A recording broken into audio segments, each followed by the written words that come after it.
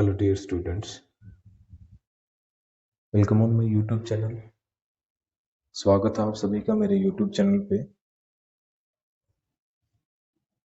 जैसा कि आप थंबनेल में देख पा रहे हैं, आज की हमारी क्लास है। क्लास की जो 5th पोएम है द बोल पोएम, उसके एक्सप्लेनेशन को लेके। तो इस क्लास में हम इस पोएम का एक्सप्लेनेशन देखेंगे। आज एक्सप्लेनेशन देखने से पहले हम ये जो पोएम है, इसके जो पोइट हैं जॉन बेरीमैन, इनका क्या व्यू है वो बता देता हूँ आपको। थोड़ा सा ओवरव्यू। जो पोइट हैं वो पोर्ट के ऊपर खड़े हैं। पोर्ट जानते हो ना, एक पोर्ट पोर्ट पोर्ट यानी होता है बंदरगाह। बंदरगाह जहाँ पे शिप्स होते हैं, जो गुड्स वाले शिप्स होते हैं ना, गुड्स गुड्स यानी होता है सामान। पानी के जो जहाज होते हैं वो जहाँ पे आके रुकते हैं, जहाँ पे उनका जो सामान है वो उनमें लोड होता है, वहां से अनलोड होता है। वो जो स्थान होता है, वो जो जगह होती है, उसको क्या बोला जाता है? पोर्ट। क्या बोला जाता है? पोर्ट। और वहीं पे क्या कर रहा है? एक बच्चा है, वो अपनी बॉल से खेल रहा है। बॉल जैसे हम खेलते हैं वैसे बॉल बॉल से खेल रहा है। और खेलते खेलते क्या होगी, वो जो बॉल है उस पोर्ट से नीचे उस पानी में गिर गई है। समुद्र है नीचे, उसमें पानी में गिर गया। बॉल के गिरने के बाद बच्चा क्या है, वहां पे उदास होके खड़ा है, कुछ सोच रहा है, वो पॉन्डरिंग कर रहा है, थिंकिंग कर रहा है। तो उस बच्चे को देख के इस पोइट जॉन बेरीमैन ने क्या कर दी, ये पोएम लिख दी। ठीक है, ओके। तो चलिए इसका इंट्रो देखते हैं। ओवरव्यू मैंने आपको बता दिया है। A boy loses A ball. एक बच्चा है, वो अपनी बॉल खो देता है। He is very upset. बहुत ही उदास है। अपसेट यानी उदास, निराश, वरीड, चिंतित। तो बॉल के खोने से वो क्या हो गया भाई? निराश हो गया, चिंतित हो गया भाई। क्यों हो गया भाई? जो आपके पास कोई भी चीज होती है, ये ह्यूमन टेंडेंसी है। जो ह्यूमन है, इंसान है, उनके पास जो चीज होती है वो अगर खो जाती है तो उनको दुख होता है। ह्यूमन टेंडेंसी है ये। और इस पोएम में जो पोइट है वो इसी टेंडेंसी को कुछ अमेंड करने की, संशोधित करने की, या इसमें सुधार करने की बात बता रहा है मैं इसमें। A ball doesn't cost much.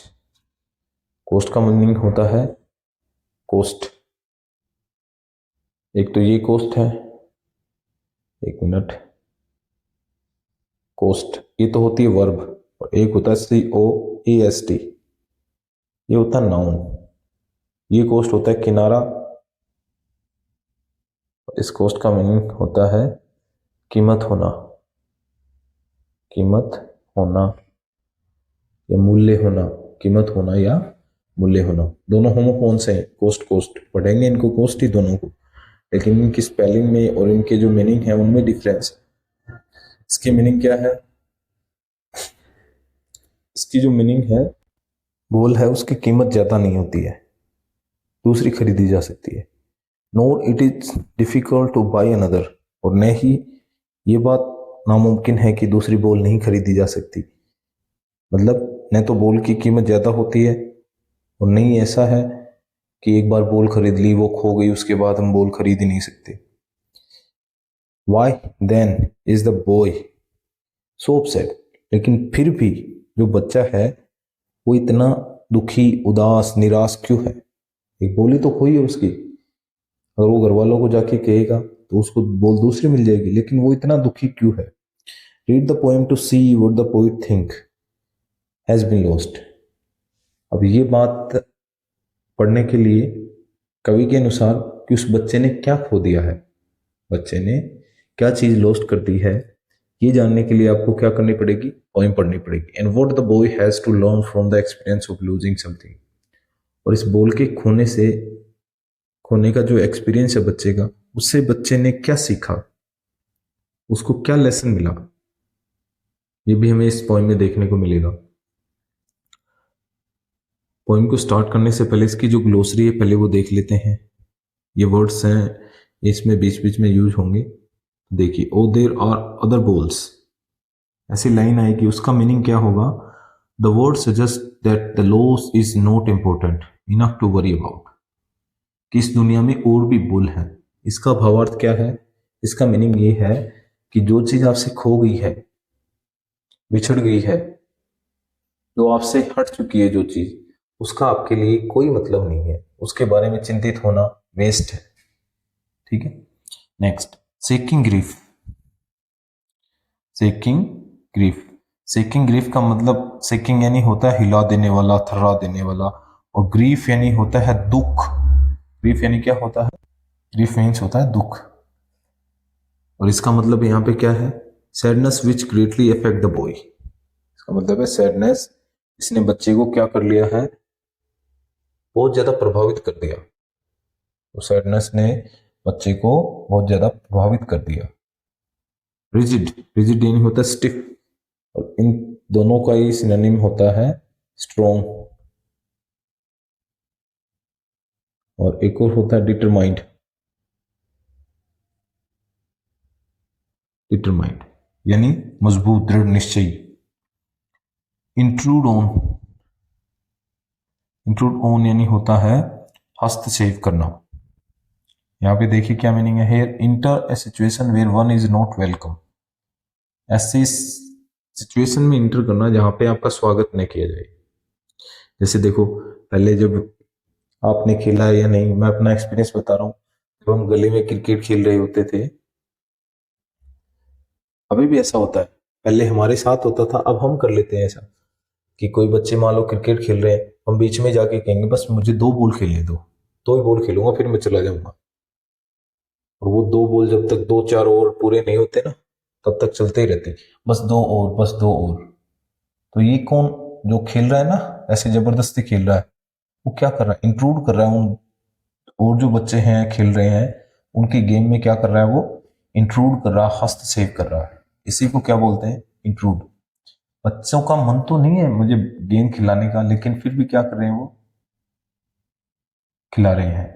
तो मेरा वेलकम तो नहीं हो रहा ना वहां पे, मर्जी से तो नहीं खिला रहे, वो फोर्सफुली मुझे बॉल खिला रहे हैं।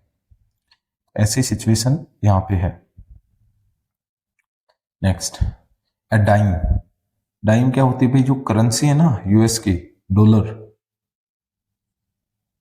जैसे हमारी इंडिया की रुपीज है, वैसे यूएस, यूनाइटेड स्टेट की करेंसी क्या है? डॉलर। उस डॉलर का 1/10वां भाग होता है, 10वां भाग, डॉलर का 10वां भाग।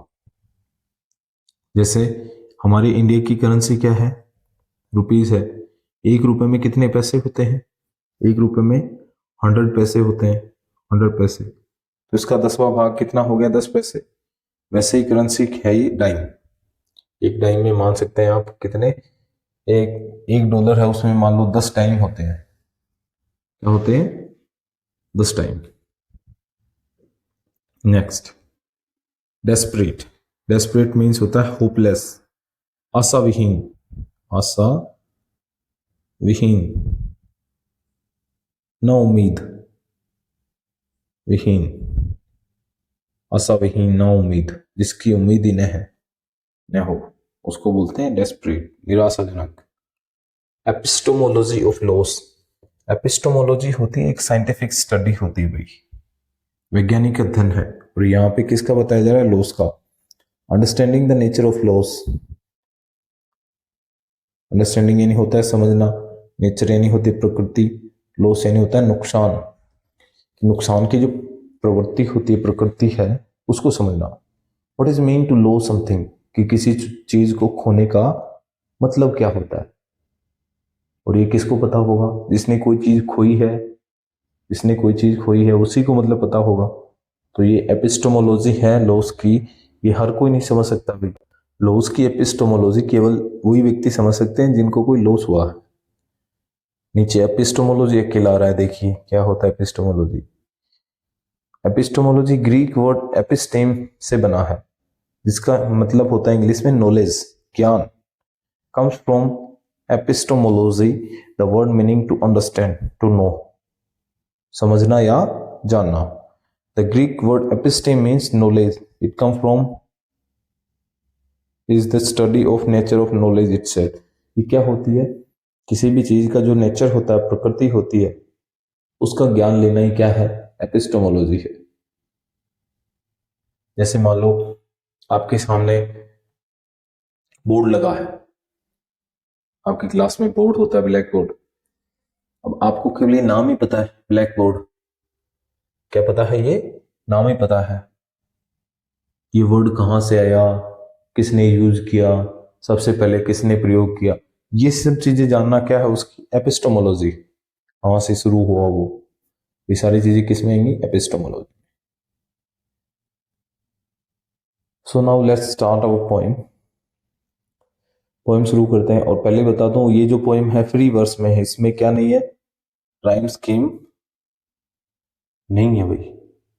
फ्री वर्स में है, बिना राइम स्कीम वाली है। कुछ राइमिंग वर्ड जरूर मिल सकते हैं, बोई बोई मिल सकता है, पर पोएम में राइम नहीं है। तो चलिए स्टार्ट करते हैं हमारी पोएम। द बोल poem. What is the boy now who has lost his ball? बच्चा जिसने अपनी बॉल खो दी है, वो क्या कर रहा है? कैसा फील कर रहा है? क्या करने का मतलब यहां पे है कैसा फील कर रहा है, उसे कैसा महसूस हो रहा है। कैसा महसूस होगा भाई, आप बताइए? बुरा महसूस होगा। व्हाट, वो क्या करेगा? What is he to do, वो अब क्या करने वाला है? What is he to do, वो अब क्या करने वाला है?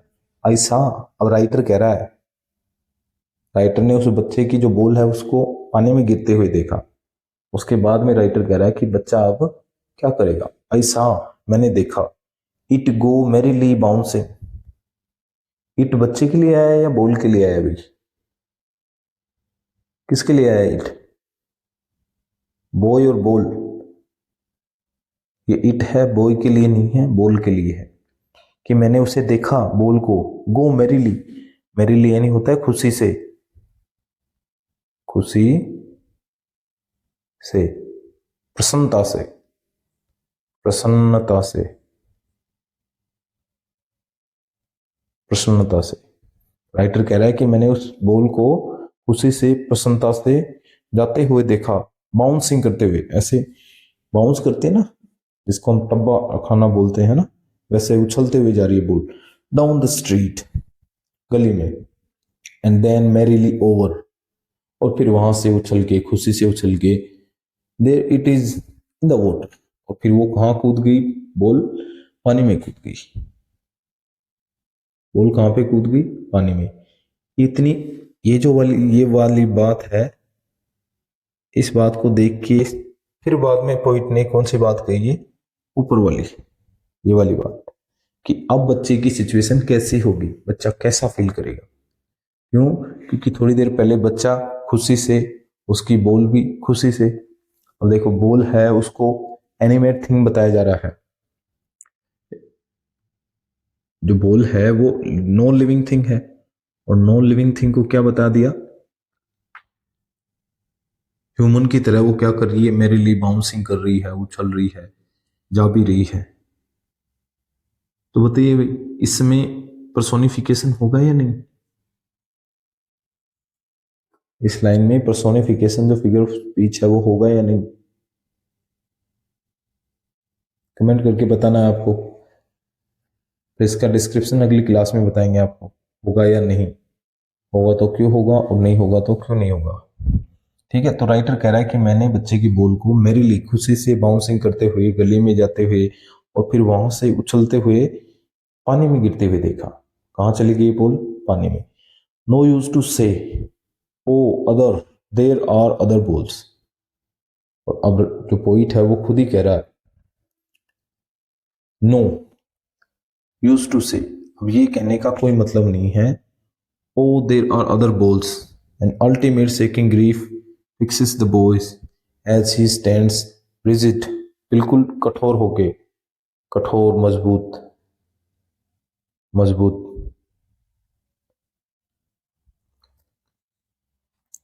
ट्रम्बलिंग, ट्रम्बलिंग यानी होता है कांपना। वो बच्चा जो बाहर से नहीं कांप रहा है, अंदर से कांप रहा है। Staring down all his young days into the harbour where his ball went. जो पोर्ट आया था ना, पोर्ट, पोर्ट पोर्ट का सिनोनिम क्या होता है? हार्बर। हार्बर यानी भी बंदरगाह होता है, पोर्ट यानी भी बंदरगाह ही होता है, दोनों सेम है।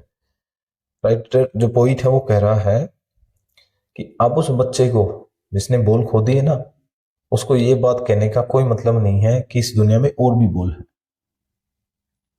और भी बॉल है। यानी बच्चा तो क्या है, उसी बॉल के साथ उसके जो इमोशन अटैच हैं उनको सोच रहा है। उन इमोशन को क्या सोच रहा है वो, उसके माइंड में रील हो रहे हैं वो इमोशन। एंड अल्टीमेट, अल्टीमेट यानी होता है आखिरी, अल्टीमेट यानी क्या होता है? आखिरी, अंतिम, अंतिम, आखिरी या अंतिम। तो उस बच्चे को अंतिम डर ने, शेकिंग डर ने, उसको हिलाने वाले ग्रीफ ने, डर ने फिक्स कर लिया। फिक्स का मतलब जकड़ लिया।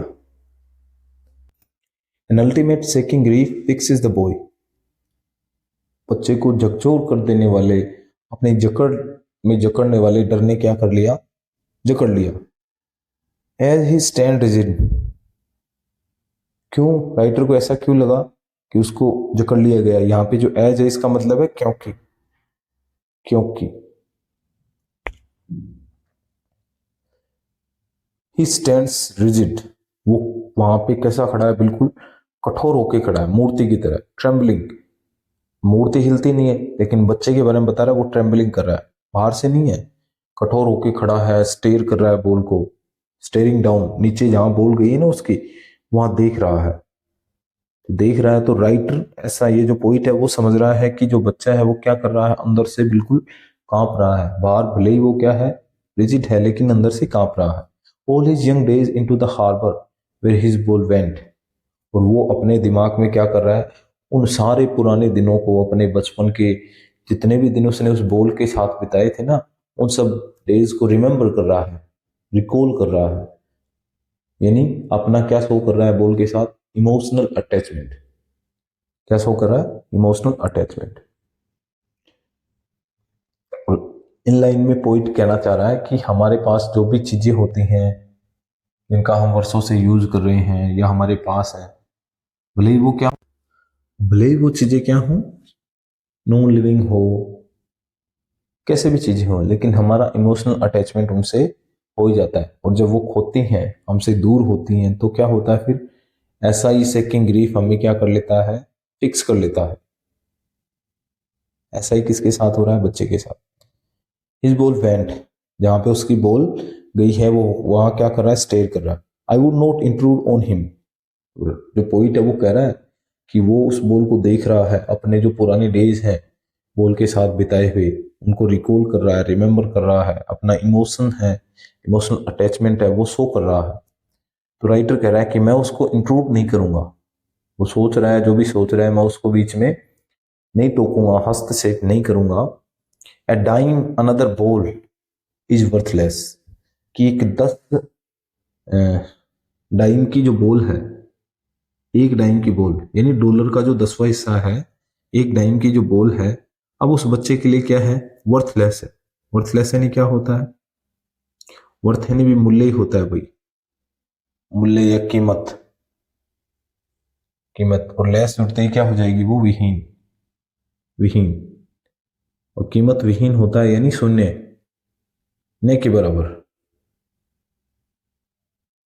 नॉट एट ऑल,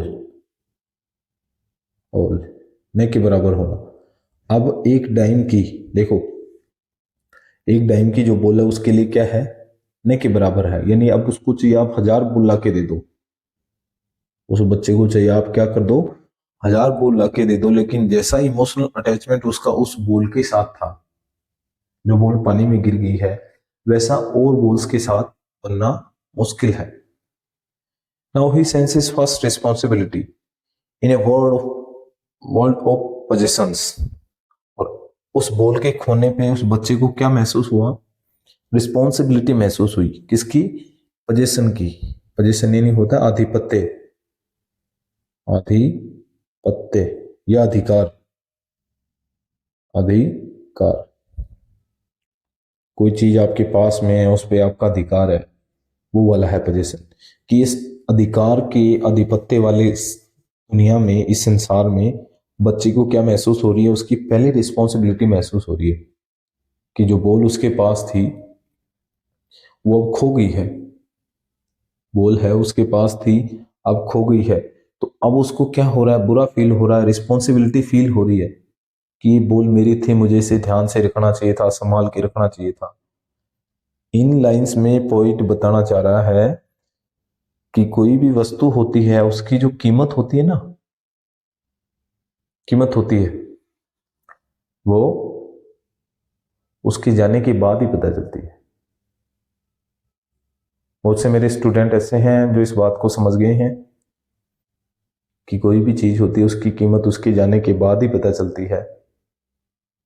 होता है ना, ऐसा ही बच्चे के साथ हो रहा है कि अब वो क्या कर रहा है, वो जो बॉल थी खो गई है उसकी, उसके प्रति अपनी रिस्पॉन्सिबिलिटी फील कर रहा है इस आधिपत्य वाले संसार में। People will take balls, ball will be lost always, कि लोग उसके लिए नई नई बॉल लेके आएंगे और उसकी बॉल खोएंगी। Little boy and no one buys a ball back, लेकिन कोई भी आदमी उसको वो वाली बॉल वापस लाके नहीं देगा। कौन सी वाली बॉल, जो खो गई है, पानी में गिर गई है, जिसके साथ उसका इमोशनल अटैचमेंट है कि नहीं। मतलब जो चीज आपके पास है वो खो जाएगी। ऐसे मानो आपकी फ्रेंडशिप है, ठीक है, आपका फ्रेंड है, उससे आपकी लड़ाई हो गई है। ऐसा न हो कि आपका कोई भी मान लो प्रिय चीज है, कोई डियरेस्ट एनिमल है, कोई पेट है, जैसे हमने उस मिजविल द वॉटर वाले चैप्टर में पढ़ा था कि उसका जो डॉग था जोनी, उसका डॉग जोनी था, वो मर गया, उसकी जगह उसने क्या पाल लिया, ओटर पाल लिया। ओटर ने भले उसकी कमी पूरी कर दी है, लेकिन उसका जो इमोशनल अटैचमेंट ओटर उस जोनी के साथ था वो पूरा नहीं हुआ। और जैसा ही इमोशनल अटैचमेंट ओटर के साथ है, मान लो ओटर मर जाएगा उसका और कोई दूसरे पेट को पाल लेगा वो, तो जैसा इमोशनल अटैचमेंट ओटर के साथ है वो किसी दूसरे जानवर के साथ नहीं होगा। ये बात बताना चाह रहा है कि बोल्स आती रहेंगी जाती रहेंगी, बच्चे को कोई भी वो बोल वापस लाके नहीं देगा। क्यों? क्योंकि मनी इज एक्सटर्नल, जो धन है, पैसा है, वो एक बाह्य वस्तु है। एक्सटर्नल यानी क्या होता है, बाह्य, बाह्य, बाहरी, बाहरी वस्तु है। लेकिन इमोशन क्या है भाई, इमोशन तो इंटरनल है। इसका ऑपोजिट क्या होता है, internal, internal. Money is external but emotion are external, emotion are internal, आंतरिक। इमोशन होते हैं वो आंतरिक होते हैं। He is learning well behind his desperate eyes, उसकी वो दुखी जो आंखें हैं, निराश आंखें हैं, उन आंखों के पीछे क्या कर रहा है, वो सीख रहा है। क्या सीख रहा है, the epistemology of loss. Epistemology मतलब अध्ययन है, साइंटिफिक स्टडी है। उस साइंटिफिक स्टडी को सीख रहा है कि अगर लॉस हो जाए तो उससे कैसे उबरा जाए, कैसे बाहर निकला जाए। ये चीज सोच रहा है, वो सीख रहा है हाउ टू स्टैंड अप, कि कोई चीज आपसे खो गई है, कोई आपसे बिछड़ गया है, कोई आपसे दूर हो गया है, तो उसके बाद उस सिचुएशन से दोबारा कैसे स्टैंड अप हो, दोबारा कैसे उठे।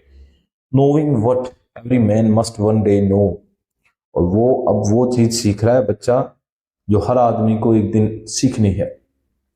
अगर आप इस दुनिया में, इस जीवन में लॉस को सहना सीख गए, किसको सहना सीख गए, लॉस को सहना सीख गए, नुकसान को सहना सीख गए, जो चीज आपके पास है उसकी वैल्यू करना सीख गए, जो नहीं है उसको भूल गए, तो आप जीवन में आगे बढ़ते रहेंगे, जीवन में आगे बढ़ते रहेंगे। और अभी बच्चा वही कर रहा है। ये जो लिटिल बॉय है जिसकी बॉल खो गई ना, पहले देखो पोइट ने कैसे कैसे बताया, उसका इमोशनल अटैचमेंट है, कोई उसको दूसरी बॉल ला के नहीं देगा, होता है भाई, नहीं देगा। जो चीज आपके पास थी उसके साथ आपका इमोशनल अटैचमेंट है वो किसी दूसरी वस्तु के साथ या दूसरे व्यक्ति के साथ नहीं हो सकता, लेकिन आपको उसको हटाना पड़ेगा। क्यों? क्योंकि जो चीज, जो वस्तु, जो इमोशन आपके पास नहीं है ना, अब उनको बाहर निकालना ही सही है।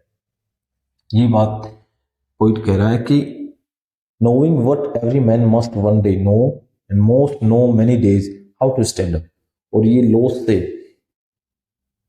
जो लॉस हुआ है, जो आपके साथ घटा हुआ है, जो आपका नुकसान हुआ है, उससे जो आदमी जितना जल्दी वापस खड़ा होना सीख लेगा वो उतना ही आगे बढ़ता जाएगा।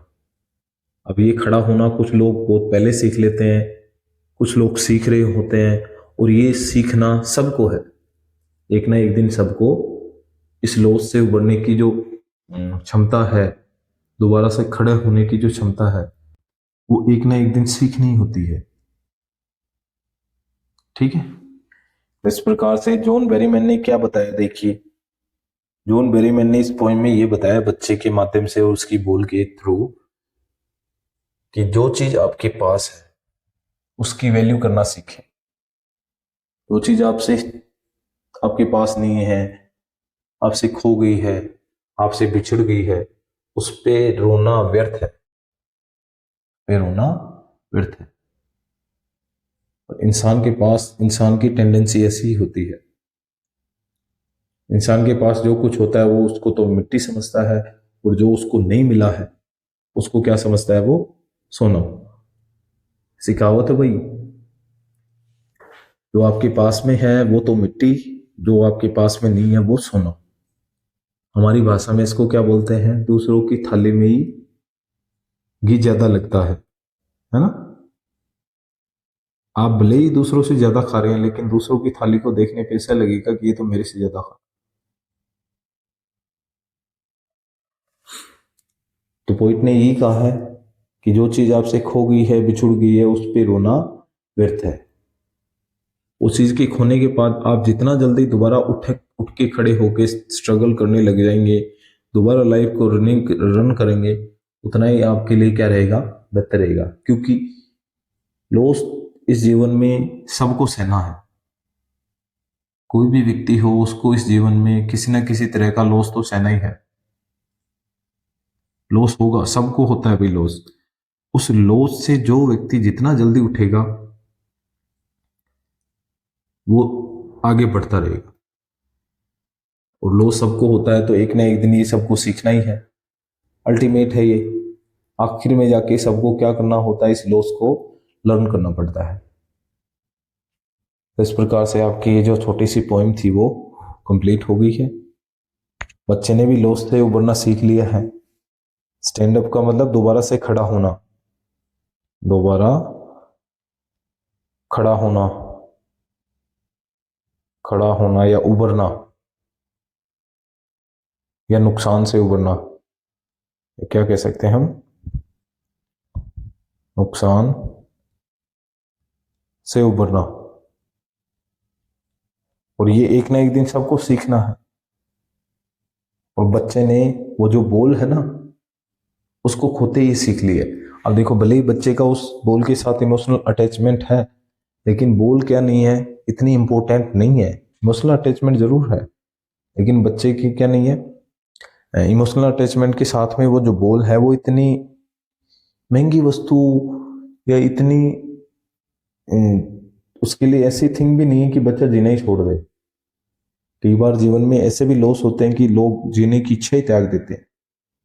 तो अगर जो व्यक्ति पहले से ये चीज सीख के रखेगा, व्यक्ति में पहले से ऐसे जीने की इच्छा, लॉस से उबरने की इच्छा रहेगी, तो हर समस्या को, हर विपत्ति को, हर रुकावट को झेल सकता है।